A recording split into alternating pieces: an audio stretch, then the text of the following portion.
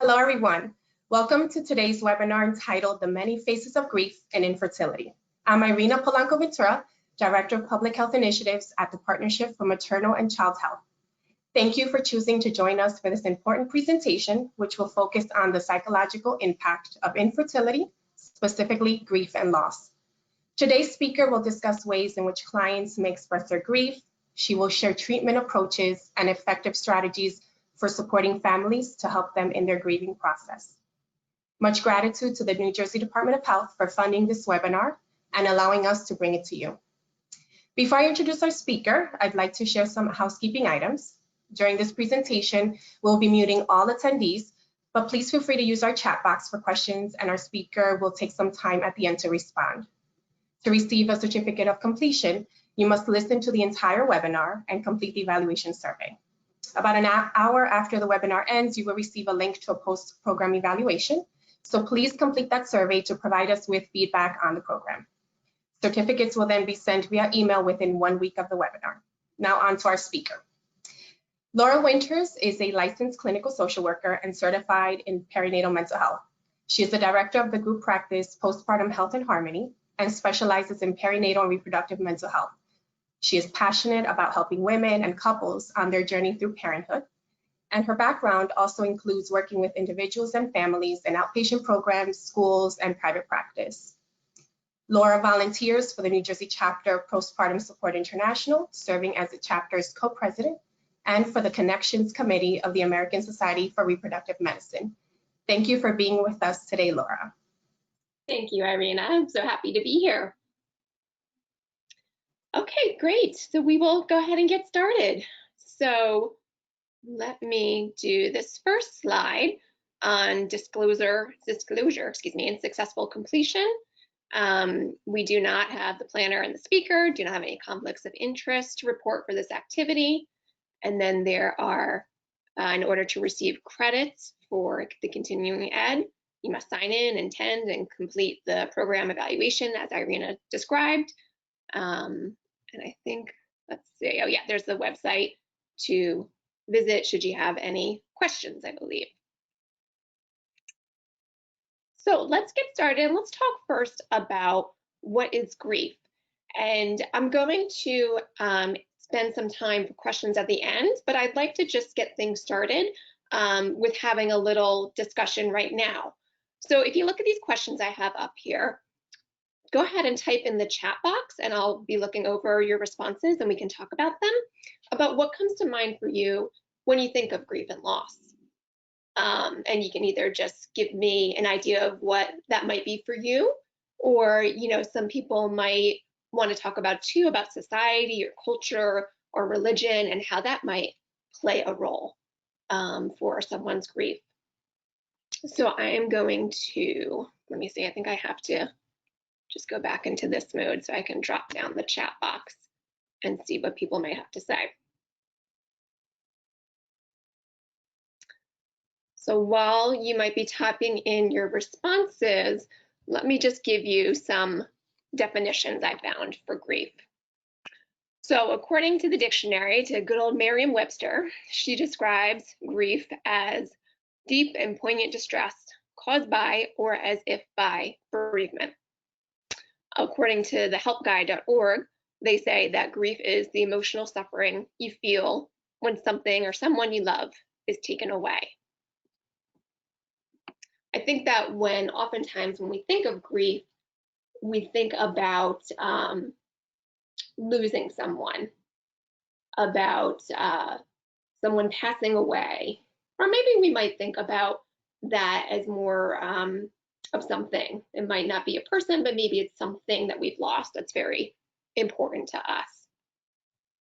And today we're going to take a look at how that shows up in infertility, and you're going to see that it's a lot more than just someone, that it's a lot more of things, and oftentimes intangible kinds of things. So let me just get back out of this mode. I don't see anything in the chat box, so I'm just going to go ahead and minimize that. Maybe we can talk more about that at the end. But here's some more quotes that I liked about grief and loss, just to kind of expand on, I think, the traditional way we think of grief. So on the site Love Lives On, they describe grief as a pain that's so deep that it can't be spoken. Grief is a pain that goes on and on. And then on Refuge and Grief, they say you have not simply lost one person at one point in time. You'll have lost their presence in every aspect of your life. Your future has changed as well as your now.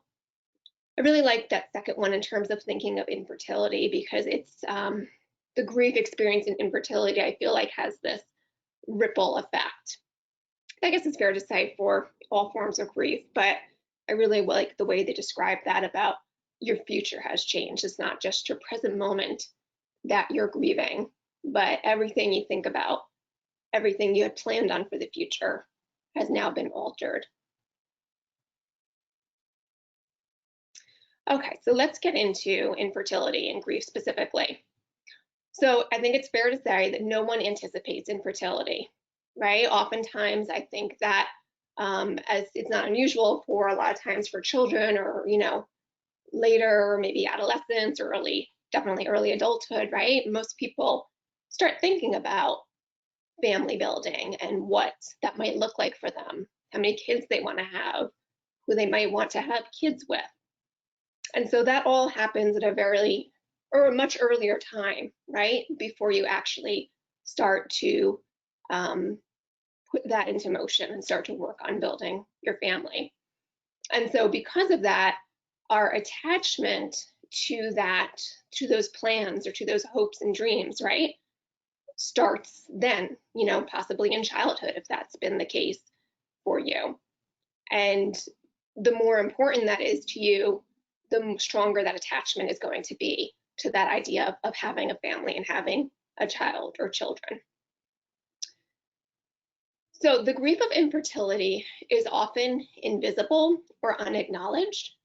And what I mean by that is that I think that, you know, unless you're someone who's in this field, I think that, or you know somebody personally who's been through it and you're close with them and they've shared a lot with you, I think that oftentimes we think of infertility as just being, or the grief of infertility rather, as just being happening when, you know, there's a pregnancy loss, or maybe when a pregnancy didn't happen.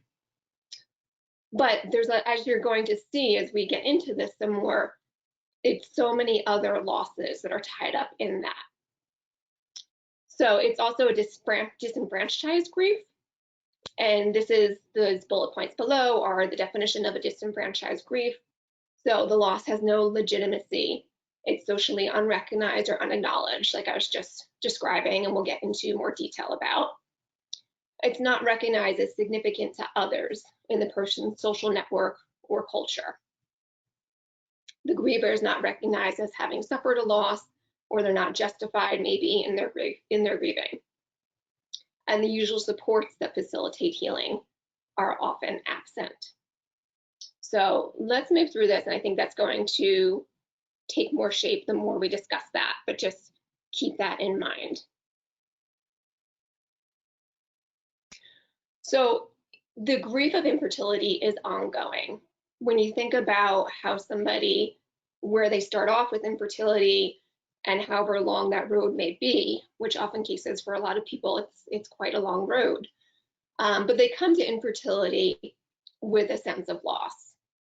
You know, at the very beginning, there's a loss of health because, as I was saying, you know, nobody thinks that they're going to have trouble conceiving. Nobody is necessarily aware, right? Unless it's something early on that you had some sort of health condition. Nobody's aware of these health issues that might be a factor until you try to start conceiving. And there's also this sense of a loss of their life plan, the way they had, you know, charted out how their life was going to look when a family was going to occur and how everything was going to come together all around that. With the fertility process, there's a lot of tests that are involved with it. Can be a lot of procedures too. There's monitoring that has to happen when you go in to the fertility clinic and you're preparing for your cycles. So it's a lot. The clients that I work with, you know, they talk about feeling very overwhelmed by that and how much that affects the rest of their life. You know, it's going to affect when they can get to work, or when they can, right now, right? We're all kind of logging into work, most of us, when they can log in for their meetings or whatnot. And right now, with the pandemic going on too, that's another thing to make note of, is that oftentimes, the person's partner might be accompanying them to some of these appointments, or maybe even all of these appointments.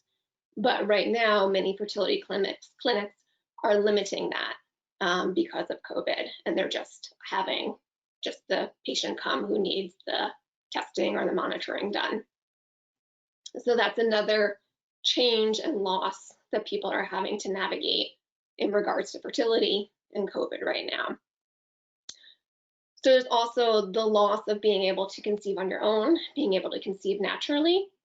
And I think that's fair to say that that is a very real loss for everybody. Again, nobody plans on having trouble conceiving. And there can be a lot wrapped up in that for people with their own reaction to that, with their own, how they feel about themselves, with their identity, that they're now this person that needs medical intervention in order to have a child. They might be coming to fertility treatment with prior pregnancy losses, which I think is a more obvious form of grief and loss. Whoever the person, when we're talking about a couple, whoever the person in the couple might be who's identified as the one who has the issue, they oftentimes feel like they're the problem. They're the reason that we can't get pregnant. And it's not always necessarily the case that's just one person in the couple. Sometimes it's both of them have issues that contribute. But oftentimes you'll see that definitely when it is one person that's been identified as having the medical issue, that they feel like the problem. They feel guilt about having to go down this fertility road. And then as they move through treatment, there might be disappointing results where maybe they didn't, if they're doing an egg retrieval, let's say, they didn't get as many eggs as they had hoped for. Or maybe there was a failed treatment in the sense that they did a transfer, an IVF transfer, and maybe that didn't result in pregnancy. And so they feel that that was a failure and obviously another loss. I remember hearing at a conference that the speaker was talking about how each menstrual cycle is a loss for the woman going through infertility. And that really stuck out in my head, that as another way that is often overlooked, another type of grief that's often overlooked when you're working with people dealing with infertility. The future, as I mentioned before, the future is now changed. There's no guarantees, right? The timeline is now been moved for when they thought they would have a family. The sex life is another way that loss shows up. Sex maybe before they tried to start conceiving, the couple tried to start conceiving, was enjoyable, was a way of feeling connected and bonded to your partner. And now it might feel very prescribed and mechanical, or it may even be a reminder of what you don't have, of all the pain and loss you've endured. And so it can, some people might even feel avoidant of having sex, even if it's not to conceive, but just to bond with their partner. There's the financial security, the loss of financial security, because fertility treatment can be very costly, and it depends on your insurance coverage and what they allow for. So that's another factor to take into account. And then there's the relationships that people have. As I said before, there's often this feeling of no one truly gets it. That only, for some people, they might not have come in contact yet with anybody who's been through their own journey, or know someone who has and is more aware of all that's involved. And so they can feel like the people that they're closest to in their life, they can feel very disconnected to right now while they're going through fertility treatment, because they might not really understand all that's involved, all the emotions that come with it. Sometimes the family and friends are well-intentioned and they want to put a positive spin on it for the person, and tell them that it'll happen next time, or, keep going. I know it's going to happen for you. It wasn't meant to be this time. And all those kinds of comments, while they're well-intentioned and come from a good place, really just don't sit well with the person who's going through fertility treatment, because nobody can say that with any certainty, right? You don't know. Nobody knows that for sure it's going to work next time for them.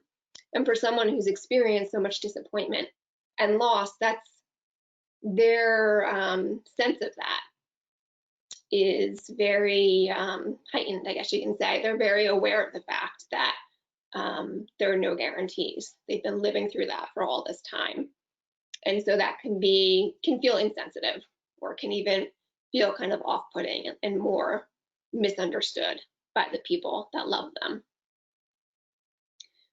Then there's also, for some people going through fertility treatment, they may have to involve the use of a donor for either the egg or the sperm. Or some people also have to rely on choose to rely on a gestational carrier. And if you're not familiar with that term, you might be more familiar with a surrogate. Sometimes they use both of those terms interchangeably. But a gestational carrier is a woman that will carry the embryo, will carry the pregnancy for this individual or couple. So with that, obviously, with the donor, whoever's gametes you're having to use a donor for, that person is going to be grieving the loss of their own genetic connection to the child. And when an individual or a couple has to use a gestational carrier, then there's the loss for the woman who was supposed to carry the pregnancy. There's the loss of being able to experience pregnancy, or experience pregnancy to term, because maybe she's had prior pregnancies but not been able to carry one to term. So there's a whole lot of emotions that can be wrapped up in those different circumstances, and that really need time to be worked through and heard. Oh, I forgot one thing. Let me just go back before I go on to the cultural piece here. I like this quote that came from a New York Times article entitled "The Lasting Trauma of Infertility." And it really, I think, just helps to kind of put some things in perspective with what I've been talking about. So the author went through her own infertility journey, and she says, "Infertility changes how you see yourself and the world. Somewhere along the journey, many of us stop feeling as though it is something that is happening to us, but instead begin to believe that it's part of who we are. You become used to living in a constant state of fluctuating despair and hope. And this doesn't turn off when and if you get pregnant. It doesn't turn off when you hear or see the heartbeat. My son is 3, and I'm still trying to turn it off." So, there's this grief that it affects your whole identity, that you start to feel like this flawed person. You feel like this patient who needs all this medical intervention. And like this author described, it's not something that just goes away after pregnancy is achieved and you have a child, that it's something that does linger on. So let's get into the cultural considerations that I have here. So the research has found, and again, the research is not very extensive, but this is what the research does show, that African American, Asian, and Latino women have lower success rates of fertility treatment compared to white women, because unfortunately the research is not very extensive. They don't have any solid evidence about what that's about, unfortunately. So definitely an area where more research is needed. The research has identified, though, some barriers to care that might be might be at play here. The research talks about communication differences maybe for some of these groups, cultural stigmas might be part of it, or I'm sorry, barriers to care, as far as barriers as people receiving fertility treatment, what might keep them away from seeking fertility treatment. So there might be some stigma about it in their culture. There might be a cultural emphasis on privacy, and so to have this whole medical team involved might not feel okay for some people.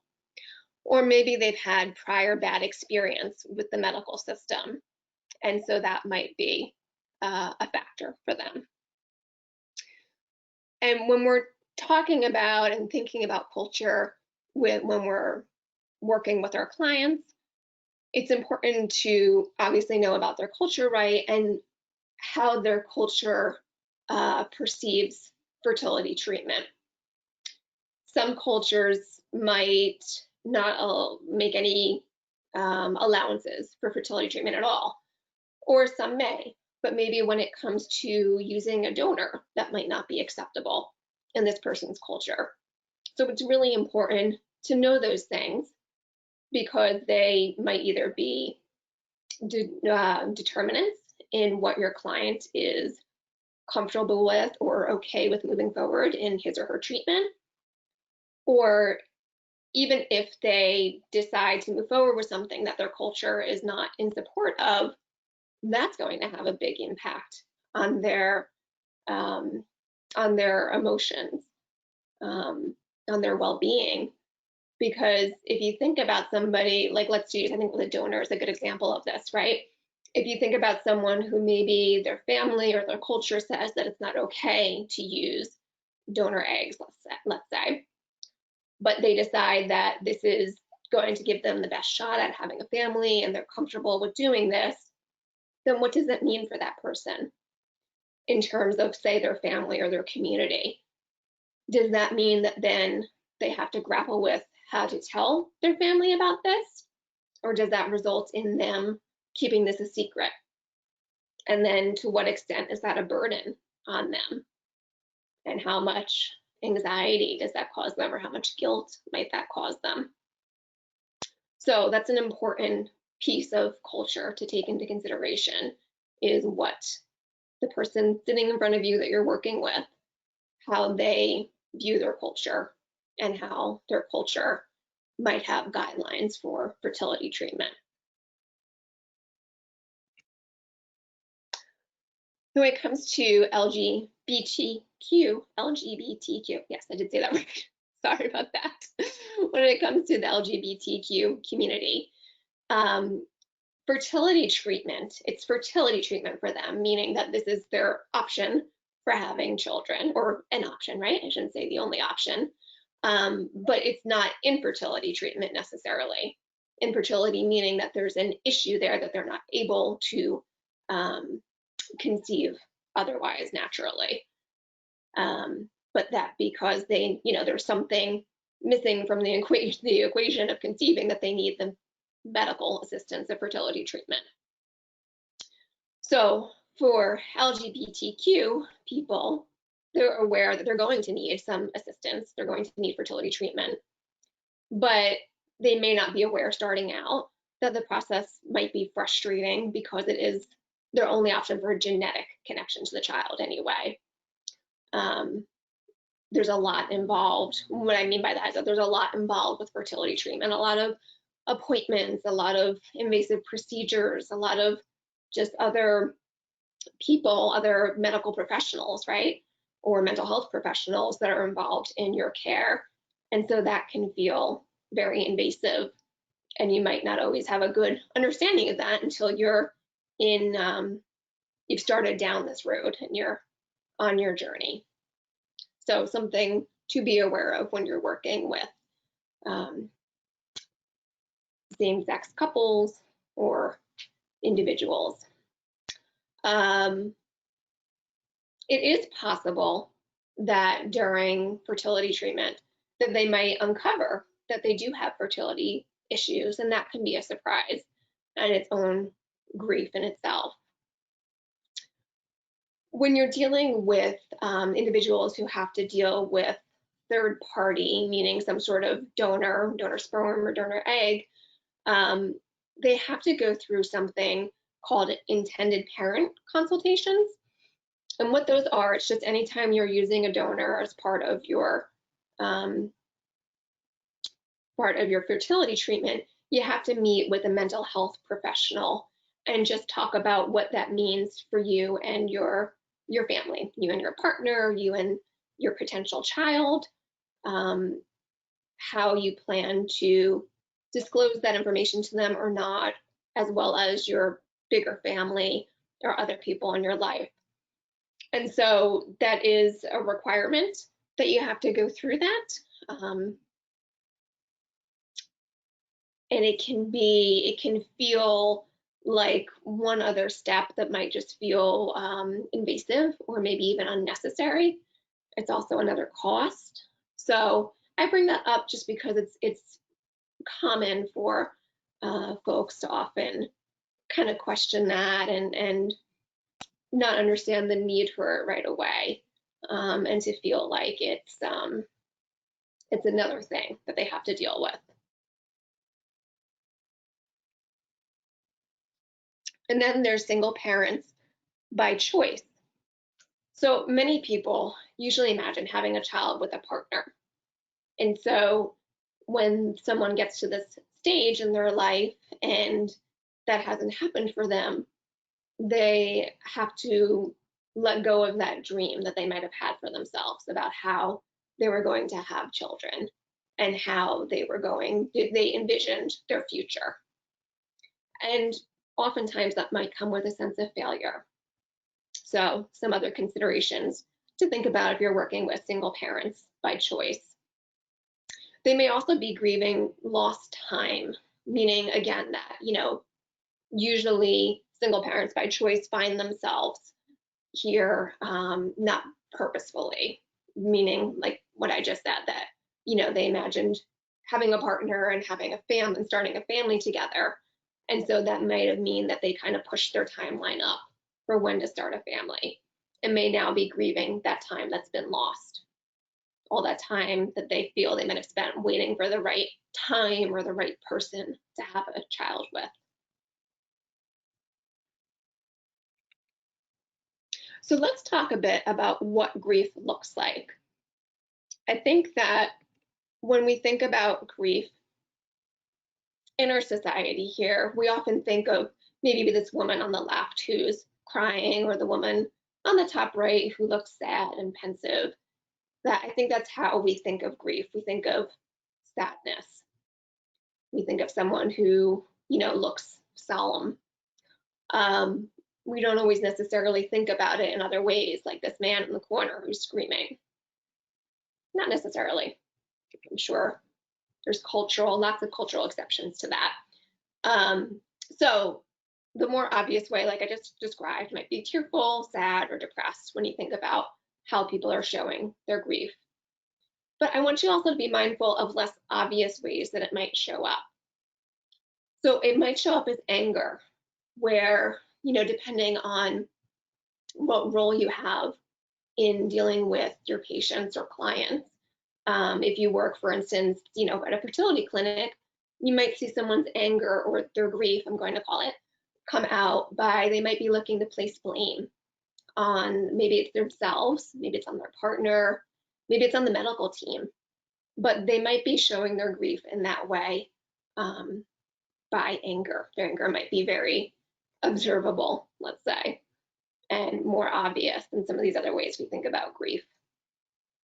Grief may also present as anxiety, and you might see that as people's desire to control, right? So they might be kind of micromanaging things or have tons and tons of questions. And it's important just to keep in mind that that might be where they're coming from, that this might be their grief, and that there's much in the fertility treatment that they cannot control, that feels so beyond their control. And so this just might be one way that they are dealing with that. Another way might be ambivalence. They might have trouble making decisions. So, maybe what might seem obvious to the medical team as the best next step in their journey, in this client's journey, might not be so to this particular person. They might have a real hard time with trying to make a decision and commit to it and feel okay with moving forward. And I think that this is something that a lot of us can relate to right now, this idea of grief and how it might show up in different ways, because we're all experiencing this pandemic right now, and it's all has had a significant impact on our lives and on our day-to-day. And if you think about, just personally, some of the ways you've reacted, or some people in your family, or maybe even coworkers, whoever you might be in contact with often, I think that you would probably see this, right? That there might be some days where maybe we're more irritable, or our anxiety might feel really high, or maybe we feel totally overwhelmed and have hard times making decisions.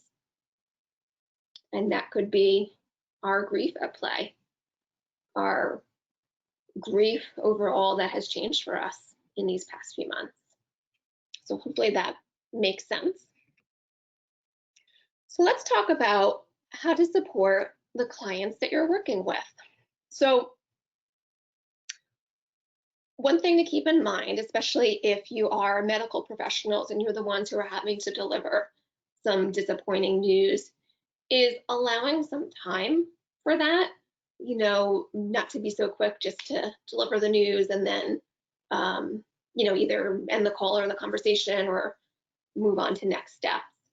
And I understand that there might not be a lot of time in general that you have in your day to do for this, but just taking even just a moment, even just to pause and just validate your patient's feelings, and just to say, I'm so sorry, or I know this is hard. Just some simple acknowledgement of that can really mean a lot to people. I've often worked with clients who described a time when they felt very off-put by a medical professional when they received some bad news, and they felt like they just didn't honor where they were at in that moment, or kind of just give them a moment to hear that news and try to process it.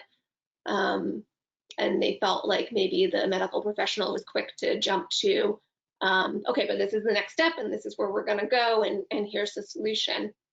And I think that as medical professionals, that's a natural place to be, right? Your job is to help care for people and help heal them, right?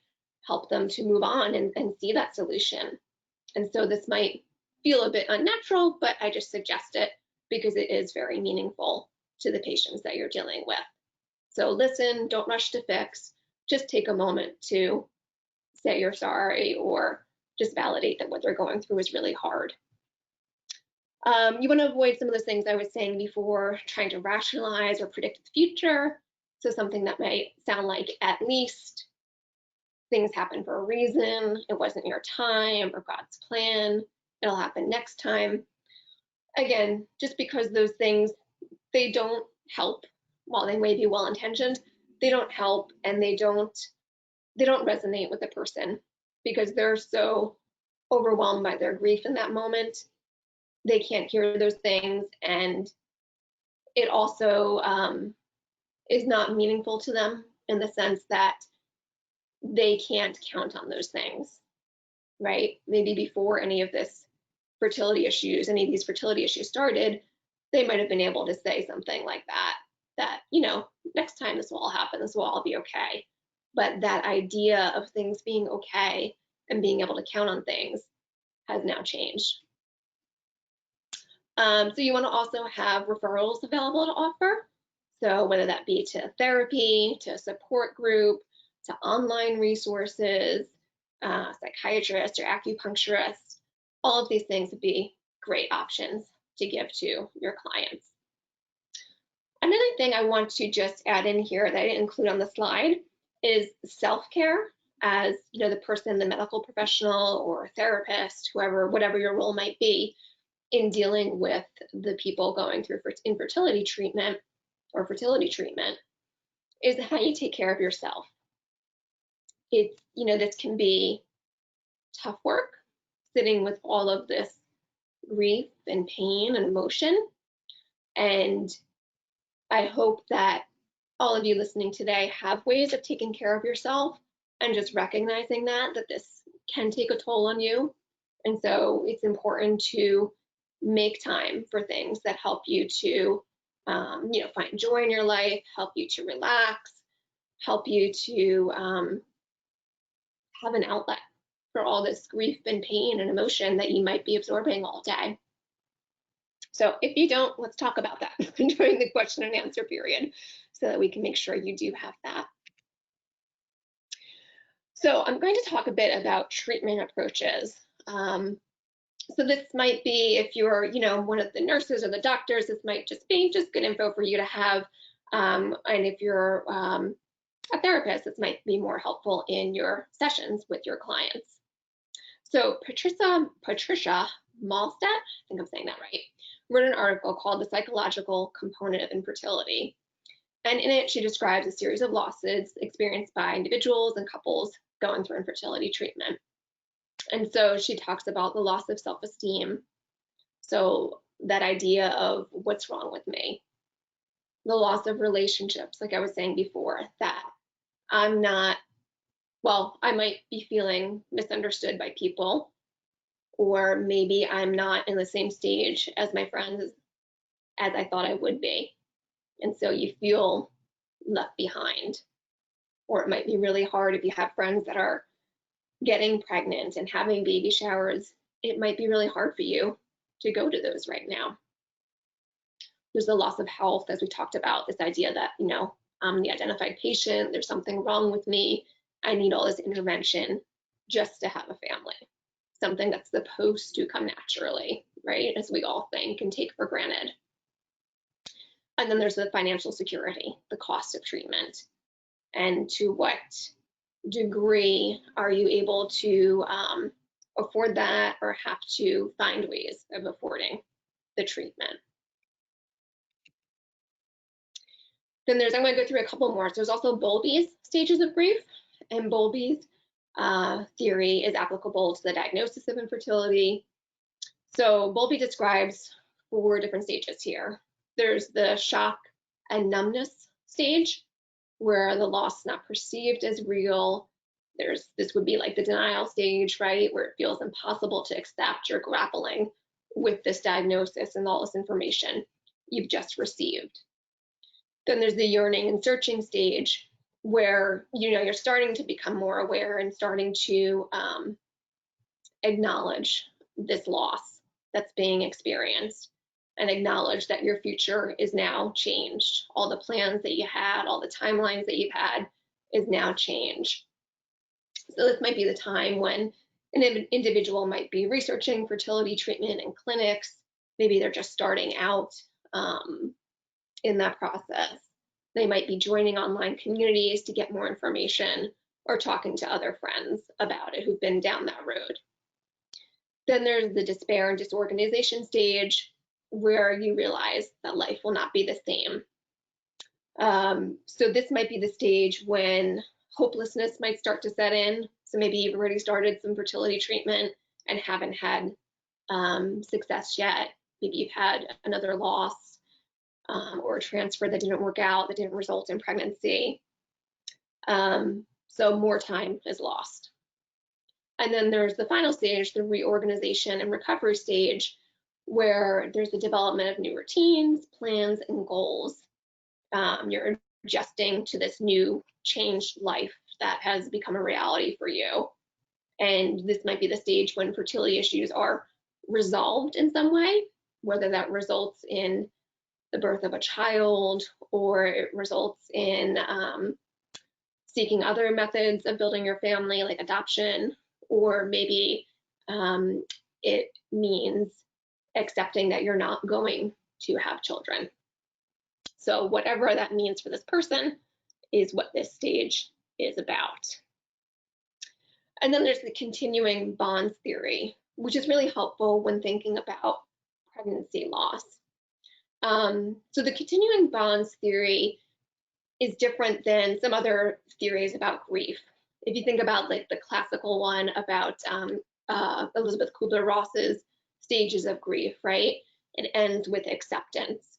But in the continuing bonds theory, it doesn't look at grief as being quite so linear. It doesn't end with acceptance of this loss happening. Instead, this theory says that it doesn't resolve by detaching from the deceased, but by forming a new relationship with them. So by still having some sort of connection with that pregnancy or baby that was lost. I often see this or think of this theory a lot when I work with clients who have lost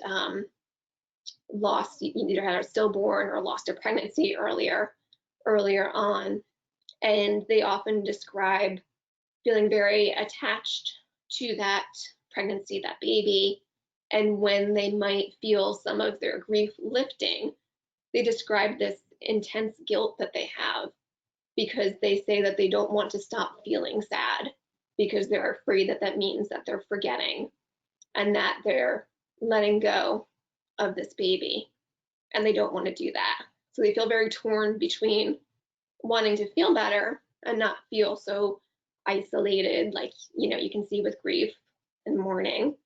So feeling torn between wanting to feel better, but then also not wanting to let go of this child. So this is really helpful in working with them. And in my work, we talk about how you still maintain that relationship with that pregnancy or baby, how you have some way of honoring or memorializing them. Oh, this is the end already. Okay, good. So good, that'll give us time for questions and answers. So I love this quote by Winnie the Pooh because I think it really is a great reminder about not rushing to fix someone's grief, as is the tendency in our society, right? I think that our society unfortunately does not handle grief well. I don't think we're great examples of that. And especially when it comes to pregnancy loss. I think that those are really taboo topics in the grief area. So I love this quote by Winnie the Pooh that says, "A friend is someone who helps you up when you're down, and if they can't, they lay down beside you and listen." So that's my reminder to you about the importance of listening to, whether it be, you know, in your personal life, your friends or your family, or the clients that you work with. I think that, you know, especially in your work life, that listening might not feel very effective, because I think that we feel like as helpers that we want to do something that you see immediate results from, right? Or at least results quick enough, maybe if not in the moment, but within, you know, the next couple times that you see the person. And so I think that's where the tendency to jump in and try to offer those things, offer those kinds of statements that I said before that just don't resonate with the grieving person comes up. But when you just hold space for that person and just validate their experience, it might be really uncomfortable for you and might not feel very helpful or productive, but it's immensely helpful and healing for them. So that is why I put this quote in there. And so let me just give you my contact information if anyone has any questions or, you know, I can help with any resources. Please feel free to get in touch with me there. And then I think I will have Irina come back on so we can have some time for question and answers. Perfect. I am here. Great. I love that quote. Thank you so much. Oh, thank you. Yes, just being present, even in silence, it's just so valuable. So thank you. Thank you for your insightful presentation on such a sensitive and often overlooked topic. So yeah, we're going to take the next 9 minutes or so to answer some questions. But before we do that, I just wanted to share the responses that you received at the beginning when you asked what grief meant to folks, and see if you wanted to comment on that. You're welcome. So Amy shared trauma, overwhelming feelings, avoidance, COVID-19. Adriana shared pain, depression. Catherine wrote in regret, disappointment, sadness, and Xiomara said missing piece. So those are some words that were sent in. Oh, those are all such great descriptive words. I love it. Thank you all for sending them in. Yeah, thank you to our audience. So our first question, Laura, is it is undeniable that we are seeing high rates of anxiety, feelings of loss and grief among pregnant and birthing people because of this public health crisis. But from your perspective, how is COVID impacting families who were or were about to undergo infertility treatments such as IVF or others? Right, sure. Yeah, it's impacting them in a lot of ways. You know, as I described, some people are well, not some people, most people, most fertility clinics are asking that only the person coming in for the treatment, for the appointment, come in alone and not with their partner. It's impacting people's decisions to move forward with treatment.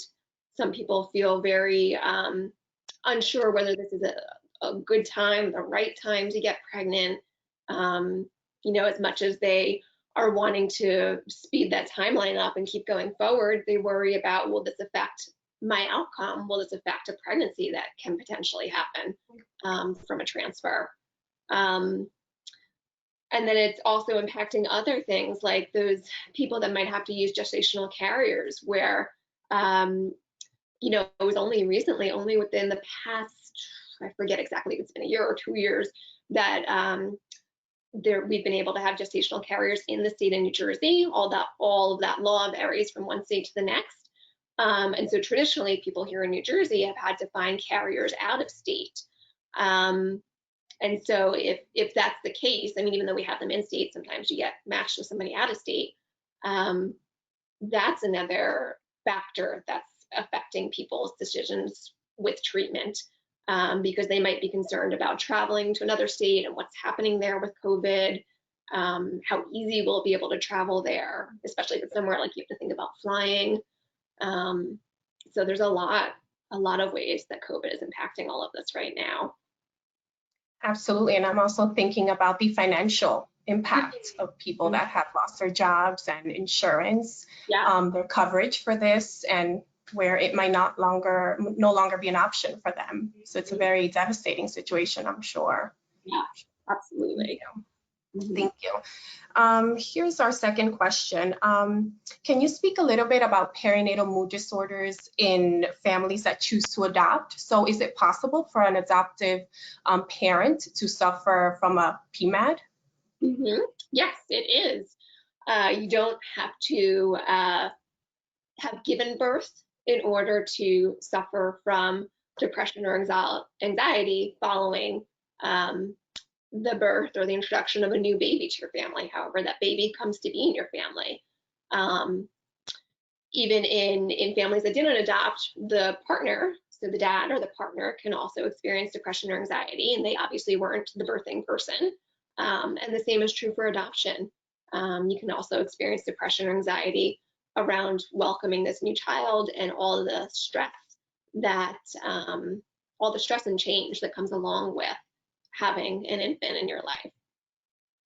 Thank you for sharing, because I think people are not aware. You know, they think that it's only the birth mom that may experience perinatal mood or anxiety disorders, when we know that, you know, that it expands really to much more people. Anyone that is involved in the caregiving could potentially suffer from these disorders. Thank you. Yes. Here's another question. So receiving, of course, an infertility diagnosis can be devastating for families. What do you feel once they receive this diagnosis? What are the first steps? You know, kind of how should they take charge of this now new journey, and what do you suggest for them? Sure. So I think that you want to, I think there's two different ways of, not ways, but two different things to think about when you receive this diagnosis. I think you want to think about the medical side. So whether that be, you know, you're getting this diagnosis from your gynecologist, or you've already maybe had an initial appointment with a fertility clinic. you want to think about the medical side and make sure that you have a good medical team in place, that you've researched where you want to go next for this journey to help you be able to have your family, or even to be able to have, I didn't mention this in my presentation, so I'll just mention it now. There's something called secondary infertility, which is when you already have been able to have a child, but now for this next child, you might be experiencing infertility troubles. And so that's another thing to think about, that even though it might not be a first child, it might be a second or third child that these things might come up for. So you want to look at the medical team. You can, hopefully you have people in your life that you can call on and find out their experiences. It's not unusual for a lot of people, the more you talk about it, they find people who know people. So maybe it's not immediately in your friends or family, but they might have somebody they know that they can put you in contact with. Or there's online resources that are great communities for support, websites, online community forums where you can go and participate in discussions or just read. But you want to have the medical aspect covered for yourself, that you feel confident about the treatment that you're getting, and you want to have the emotional side covered too. So there's an organization called Resolve, and their website, I believe, is resolve.org, or ASRM, the American Society for Reproductive Medicine. They also have a website, and there's a patient portion where you can go and get information on there, or referrals to any of these professionals that can help you. Wonderful, wonderful. Thank you so much for sharing. I was just about to ask if you had any recommendations in regards to national organizations, so thank you. Sure. I think we have time for one more question, and then we'll have to close it out.